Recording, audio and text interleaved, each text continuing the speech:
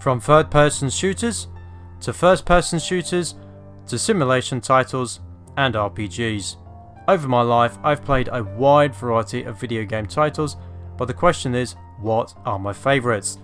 So, in celebration of hitting 3,000 subscribers, and also for the 8-year anniversary of this channel, today I will be finally making my top 10 list for my top 10 favourite video games. So, this list has been a long time coming, and surprised I haven't made it by now, but yeah, I thought combine those two celebrations together, I thought this would be a good time to finally make this list. Also, just a mild warning, I will be going in depth into some of the campaigns on this list, so there is technically a mild spoiler warning for this list. But anyway, let's get into the list and see what are my top 10 favourite video games.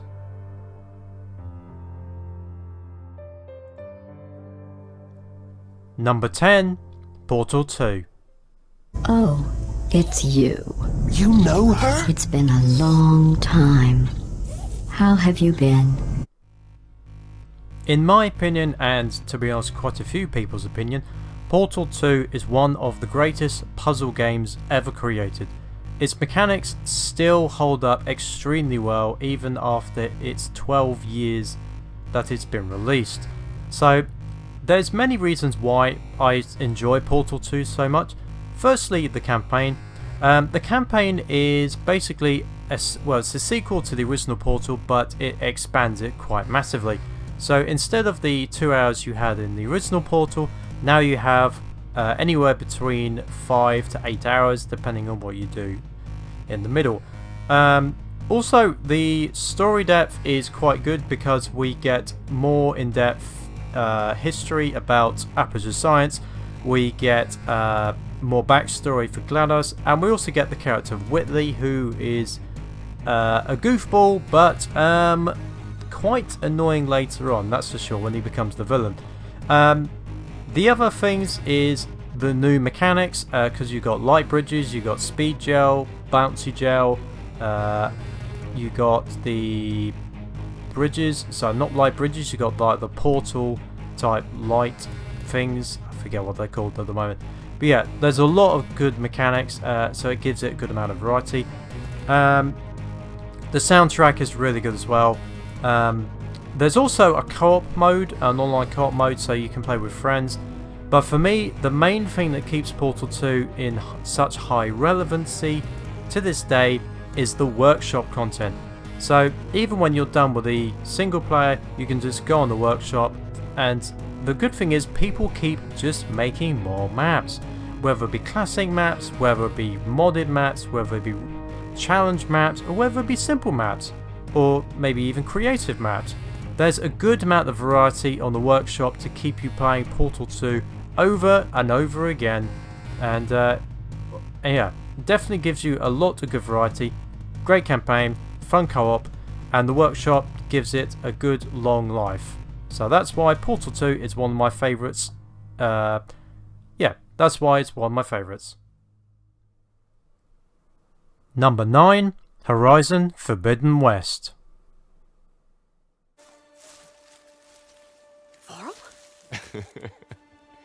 If it isn't Aloy, the savior of Meridian, anointed of the Nora. You know I hate being called that stuff. The newest entry on this list, Horizon Forbidden West, just like with Portal 2, takes what its predecessor did and makes it even bigger and better.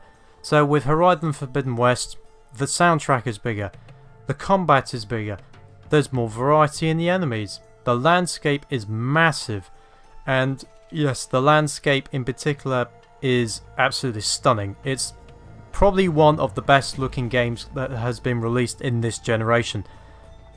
Plus, I think it has arguably the best female protagonist in all of video games. Well, some people may disagree with me on that, but this is my opinion. I think Aloy might be one of the greatest female protagonists in all of gaming, and maybe one of the best, period. And in fairness, the other characters are really strong as well. You've got Beta, you've got Val, you've got Eren, you've got the new characters Zoe, my pronunciation. Apologies for that. Yes, so it takes place in the Forbidden West after Silence basically has recaptured Hades, extracted more information, and yeah, so there's like a race of meta-humans which have escaped the planet before the whole world basically was destroyed by the virus. Yes, Zetas, something like that. I can't remember. It's been a bit of a while. So yes, the story is very strong. I think it's one of the strongest single players I've played in a long time. Obviously, this is single player only. Makes a nice change actually just to have a single player only game. The combat has been improved, especially with the glider. Having it in San Francisco and Vegas is a nice little touch as well. Also, actually, it's a nice little touch considering that's one of the few places in the States I've actually visited, so that's kind of cool. But yes, and also the way it ends, you can tell that there's plans for another one. At the time of making this video, there is no confirmed DLC, but it would be great if there was. In the future, this game could be higher up the list, but I think because it's so new, that's why I've put it at number 9 on this list. Number 8, Grand Theft Auto 5. Somebody say yoga? Trevor? Michael. Even though it is almost 10 years old now, Grand Theft Auto still remains one of the best open world games ever made. Firstly, it has arguably 3 of the best protagonists ever to go into a video game. You have Trevor Phillips, Michael DeSanta, and you have Franklin... Sorry, I can never remember Franklin's last name because, in fairness, you barely hear his last name. But yeah, all 3 of those characters are very good. My personal favourite, admittedly, is Michael, because I do like his rageful attitude type of thing. Obviously, Trevor is the psychotic, the businessman type of thing. Yeah, kind of a psycho. Then you have Franklin, who is a person who wants to kind of escape the hood type of lifestyle and go into a more successful way of living. The campaign is excellent. It's only when I replayed this campaign for this video that I realized that I remembered just how good this campaign is. You have a lot of great characters. You got Lester, you got Lamar, obviously Franklin, Trevor, Michael. I've already said that. You've got Dave Norton. There is a lot of really compelling characters in this game. Also, in fairness, the visuals still hold up pretty well to this day, even though the game is almost 10 years old now. Obviously you can mod it, but I've never actually modded GTA 5. I've always kept it pure. But yeah, the campaign is really good. It's really fun to play, and obviously one of the biggest selling points for GTA 5 is the online mode. Now, admittedly, I have not played the online mode as much, but the fact of the matter is, this came out 9 years ago, and Rockstar, well, in fairness, online came out slightly later, but yeah, almost 9 years later, Rockstar are still bringing up new updates for GTA Online. It is a cash-generating machine. Like, there's so many things you can do in online. You can have a car business, you can have a biker gang, you can have a nightclub, you can have a nuclear bunker, or you could just muck about with like team deathmatch or races, or as I encountered a couple years back, find a jumbo jet just parked alongside a building and just spend a long time trying to clear it. To this day, that is still one of my favourite things I've ever done. That's one of my favourite sessions I've ever had in a video game, was when me and my younger brother found this jumbo jet just lying around in GTA Online. Now, whether it was a result of hackers or a glitch, I don't know, but it was just a load of fun trying to get it to move. And there is one other thing. This is actually the one game on this list, which is also on the list because I still watch so many GTA 5 online videos to this day. It is by far one of the most watched games I watch on YouTube, up there with Garry's Mod, Ultimate Chicken Horse, Gang Beasts, not really Among Us these days, but yeah, you get the idea. So combine all those reasons together, this is why it's on the list. Will it stay ahead of Horizon Forbidden West? I think that depends on the longevity of Forbidden West. If it gets DLC, this game could drop behind it, but for now, it will probably always be on the top 10, and this is where I've placed it on the list. Number 7, Doom 2016.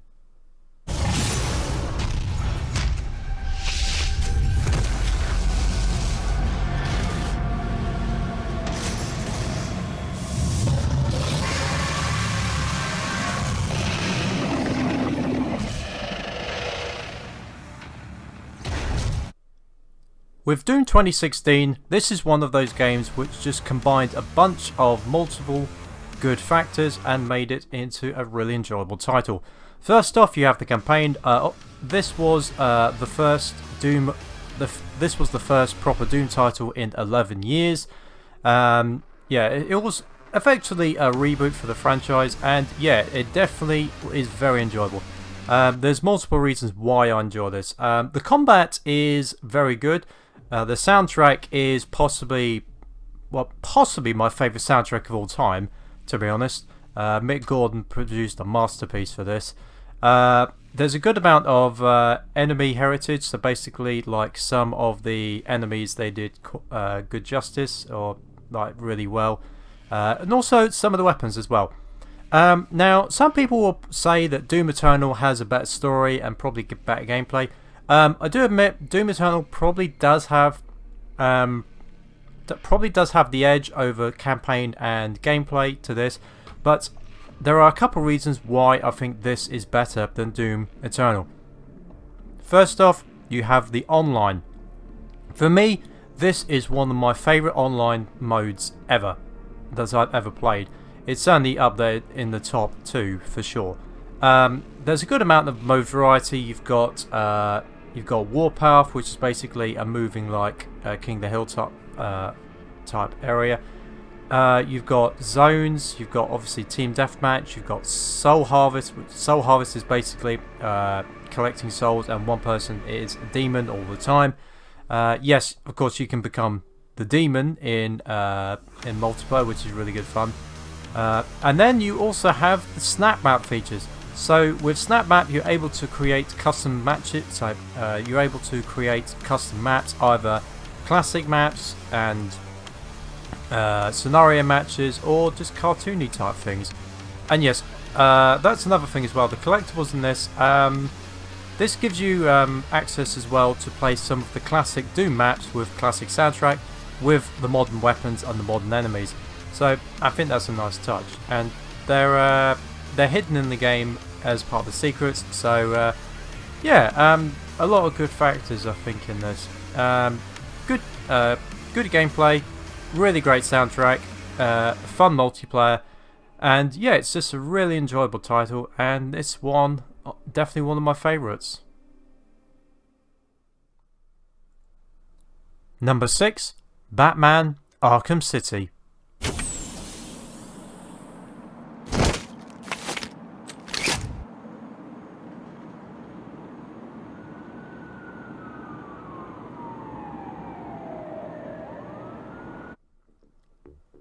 When it comes down to it, Arkham City is a bit of a unique one on this list. This is because all 3 of the games in this trilogy are excellent. This is possibly one of the greatest video game trilogies ever made, with Arkham Asylum, Arkham Knight, and in the middle you have Arkham City. So for me, Arkham City is probably the best one of the 3, because this has a great open world. It has really good character development. Obviously the voice cast is excellent, because obviously you've got Kevin Conroy's Batman, Mark Hamill's Joker, Tara Strong as Harley Quinn, and many great others. Like you got the Penguin voice actor. Riddler is one of the most annoying villains that I've encountered in any video game, just because of the annoyance of the Riddler challenges. So he does that job, that's for sure. Also, you can play as, if you got the Game of the Year edition, you can also play as Catwoman in the city as well, which is good. So the reason I prefer Arkham City over Arkham Knight is for probably 3 main reasons. One, I actually think Arkham Knight suffers from maybe too much in a game, because, well, Arkham City, you can get it done, the main game and the DLC, you can probably get it done in maybe 20-25 hours. Arkham Knight, you'll be lucky in about double that. So yes, the Riddler challenges, okay, yes, they are a bit repetitive, but there's nowhere near as many as in Arkham Knight, that's for sure. Also with Arkham Knight, probably the biggest reason it's not on this list is because of some of the car elements. It's nice having the Batmobile, but some of the car-related combat and missions is a bit tedious, I have to admit. But yeah, with Arkham City, I think it's the right balance of a good story, good characters, a great open world, and the right balance of content, I'd say. So yes, it's very enjoyable, and that's why I've put it on this list. Number 5, Marvel's Spider-Man. I know you! You were on my neighbor's porch for Halloween! The name's Taskmaster, and you're about to get taken to school. When it comes to Marvel's Spider-Man, admittedly there are some similarities between this and Arkham City. First off, the combat is really fluid. There's a good amount of gadget variety. I forgot to mention that in the Arkham City one. And it has an excellent open world. There is 1 or 2 differences though. First off, for me, I think it has a more enjoyable soundtrack for me. That's just my personal opinion. Some people may disagree. Second, it has, for me, one of the most emotional deaths I've ever experienced playing a video game. I will admit that. And it also has one of my all-time favourite scenes that I've ever experienced with a video game as well. So yes, there's a good amount of customization. So there's a good amount of suits. You got 2099, you've got Noir, you've got the Scarlet Spider, you've got this is actually one of the biggest little things, is it actually has all the suits, well, virtually all the suits from every Spider-Man film that's ever been made. You've got the Tobey Maguires, the Andrew Garfields, the MCU version.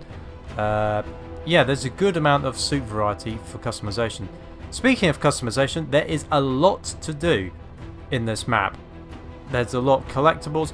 The good thing about the collectibles is you actually get the locations when you access the radio tower, so it's not too much of a pain. There's a lot of Easter eggs as well, like references to other Marvel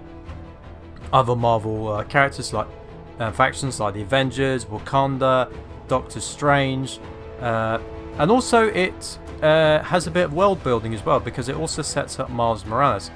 Yes, I should explain, the reason Miles Morales doesn't quite beat out the original for me is, personally, even though Miles Morales has a snow-built world, the campaign is quite short. I think you can actually do the campaign in less than 10 hours. So it's a relatively short experience. But yeah, for me, Spider-Man was very enjoyable. Good villains. Introduced me to Mr. Negative, who I had no idea was a villain until this game. So that's definitely a big plus. Like turning a kind of unknown villain into a big deal. And also the voice acting as well with Yuri was very good as well. So yes, good open world, good combat, great soundtrack. In fairness, I've mentioned great soundtrack for quite a few of these entries. So yeah, and yeah, combine all those together, and yeah, this is definitely one of my favourite games. It'll be interesting to see if the sequel coming out next year will be anywhere near as good as this. But I think Insomniac, I think I trust them to deliver a very good game. But for now, this Marvel Spider-Man remains in the top 5 on this list. Number 4, YuGiOh, The Duelist of the Roses.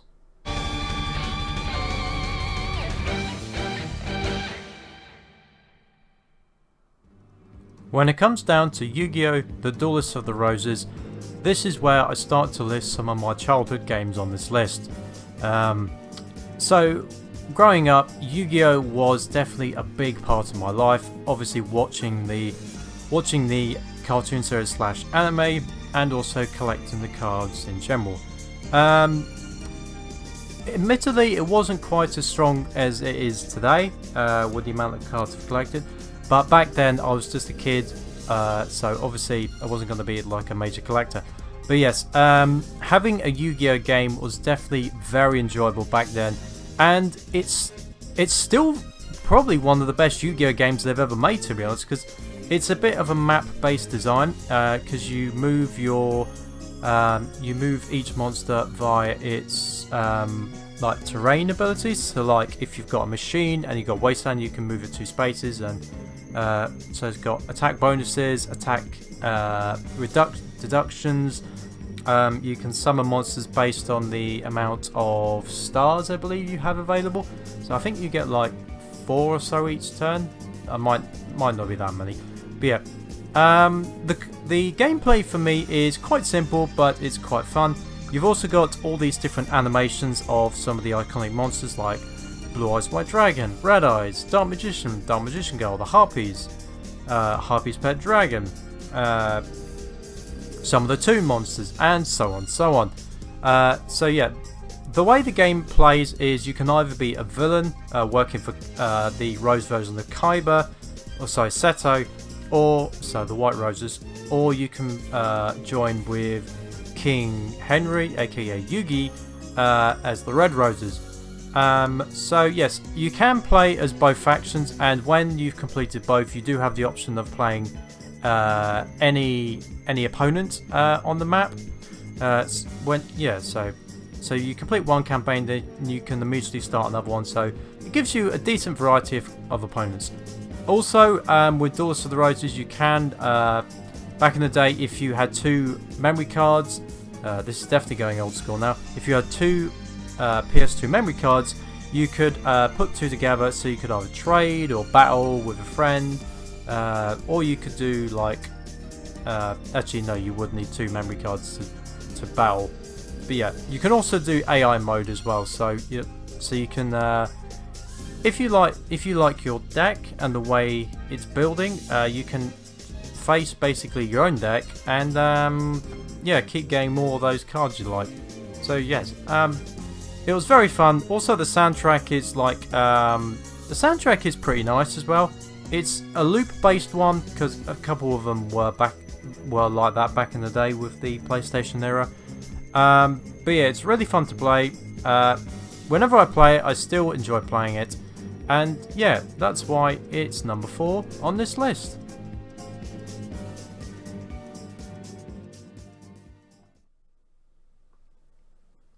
Number 3, Doom 2.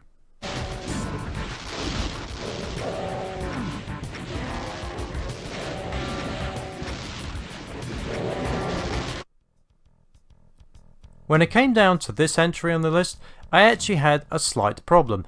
For so long, I classified this entry as just Doom. However, when realising it, there was actually 3 titles. There was Ultimate Doom, Doom 2, and Final Doom.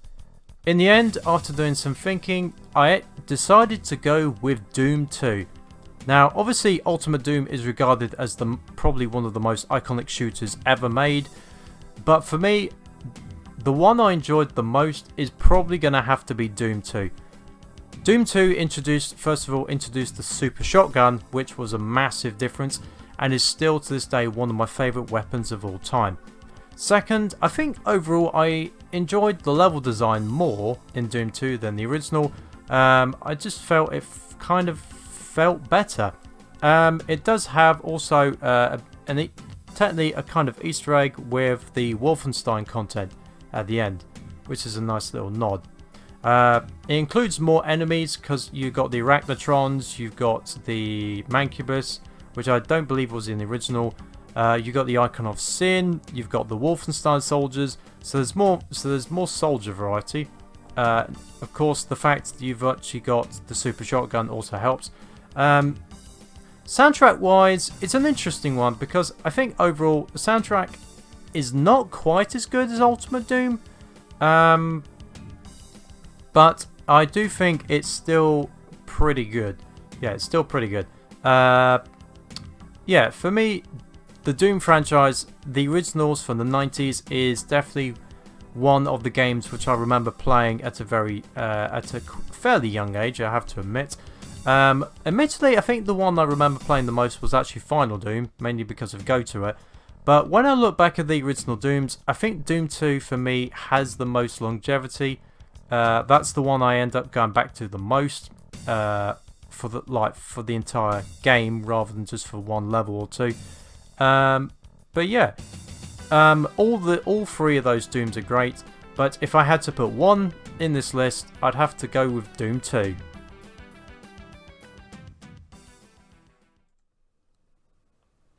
Number 2, Fallout 4. I love you. Oh my god!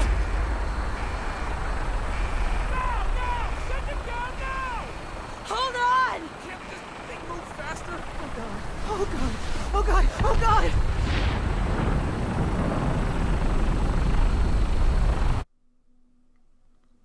When it comes down to it, Fallout 4 is by far my favourite PC game of all time. So, Fallout 4 was the first game which I properly ever modded. Fallout 4 was the first Fallout title I played. And yeah, Fallout 4 is probably my favourite first person shooter. Although technically you could count it as a third person as well, because you can switch back and forth. So with Fallout 4, this is an interesting case because a lot of people don't really like Fallout 4 for a couple of reasons. But the weird thing is, the reason people don't like it is the reason I like it. So it's a little bit weird that. So firstly, I've heard that Bethesda fans, they don't really like the cutscenes and having the main character with dialogue. I actually like that. I actually think it gives the main character more of a personality, and also I think having cutscenes. Okay, yes, sometimes they can be a bit glitchy, and I'll get to that in a minute. But yes, I do think the cutscenes add something to the dialogue, I think. Obviously, some people will disagree with me on that, but that's just my opinion. Second, the customization. This is definitely has more options for stuff than the original Fallout, so such as modding weapons, building its settlements, modifying armor.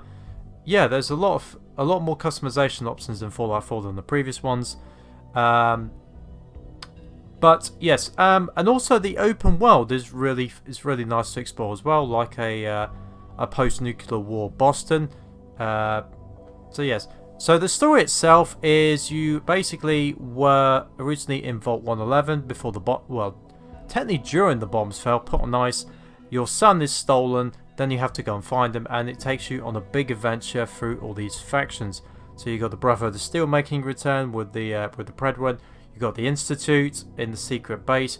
You got the Railroad, who's trying to save synths, and you have the Minutemen, who's trying to help people of the Commonwealths. You've also got Raiders, Gunners, Super Mutants, and the usual stuff. But for me, admittedly, the reason Fallout 4 has stayed so long in my top 10 list this high is actually because of the mods.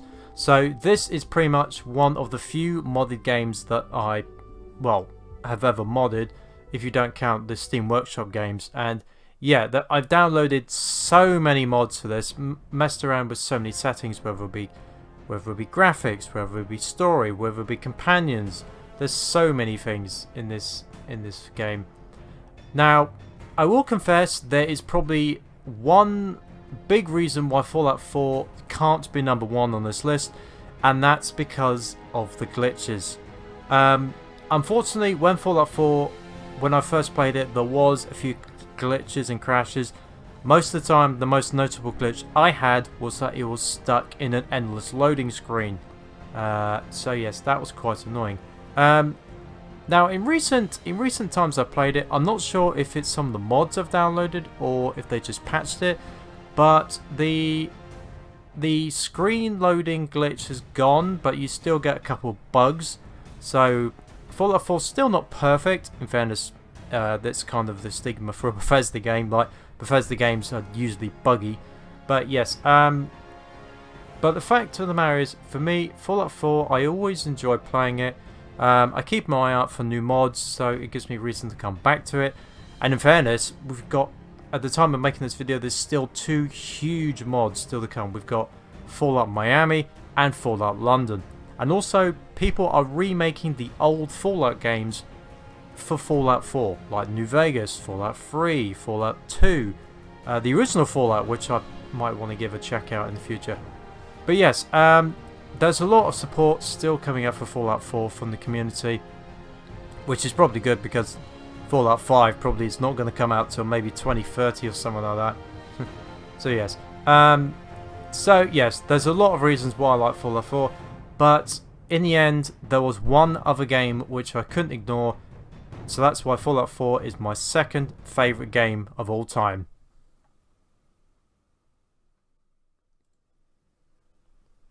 Number 1, The Simpsons Hit and Run. The lasers were only the beginning. Even now, our all-purpose evil cola is spreading underground through your water supply. It will wake the dead. Zombies will rise from the grave and devour the living. And our ratings will rise. Rise to levels unseen since the heyday of Evening Shade.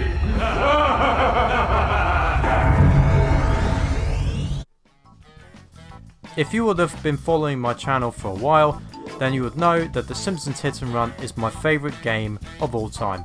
Now let me explain why. So this game first came out in 2003 and it was one of the Simpsons games which was released back then which a lot of people liked.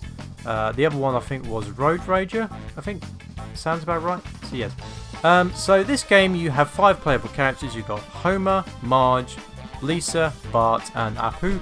And of course Apu is not in the franchise anymore, so that makes that character even more intriguing to play. So the way it goes is it starts in the daytime with Homer's level, then eventually it goes through to the evening with Lisa's level, and then you get to night at the end. And at the end it's kind of a Halloween level, level 7, because basically what's happened is throughout the story aliens have been kind of trying to get people to do crazy things for a reality TV show. Eventually it's not quite working, so they want to boost the ratings by basically pumping Buzz Cola into the water supply and eventually raises zombies from the grave. So basically you get level 7 is a Halloween level.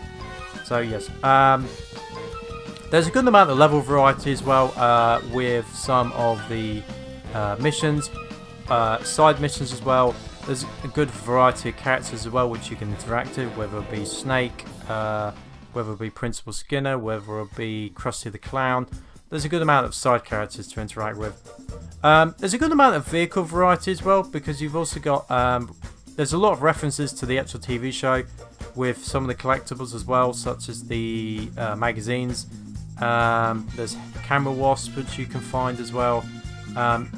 Some of the vehicles are based on real cars from the show, such as Homer's sedan, doesn't matter if it's Stacy car, Mr. Plow. You also get outfits as well, a choice of outfits. I think you get 3 for each level, which are references to the show, such as when Homer became really fat so he didn't have to go into work, Marge's police uniform, Bartman, or El Barto for Bart. So yeah. But for me, the best thing about the Simpsons Hit and Run, oh sorry, there is one other thing. You also get mini games if you collect all 7 of the books in each level, which is has a little bit of replayability value. But for me, the best thing about the Simpsons Hit and Run is that the comedy is hilarious. So each character, obviously they have all the original voice actors from the Simpsons. So yes, so you got like you got the authenticity. I think I said that right. And the comedy is absolutely hilarious. Whether it be Homer saying, "I am evil Homer, I am evil Homer." Yeah, so there's a lot of great one-liners. A lot of overall comedy. The missions as well can be quite funny as well, when you've got characters like Snake or Police Chief Wiggum. Yeah, there's a lot of good comedy. And, oh yeah, some of the cars you get in the game actually do come with the characters. So, like, Snake's car in certain levels does come with him as a driver. You've got Professor Frank and his hover car. So, yeah, it's really fun to play. Really hilarious. And this for me is actually the fun fact. This is the only PS2 game I've ever rebought and kept sealed. So I actually do have a sealed copy of this game, and it'll probably never be opened because it's one of the few exceptions which I've made to my rule of not buying sealed games. For me, this one is definitely worth it. And yeah, I don't think it'll ever be topped for just how much I enjoyed it when I first got it and how much I enjoy it now. And that's why for me, this is my favourite game of all time.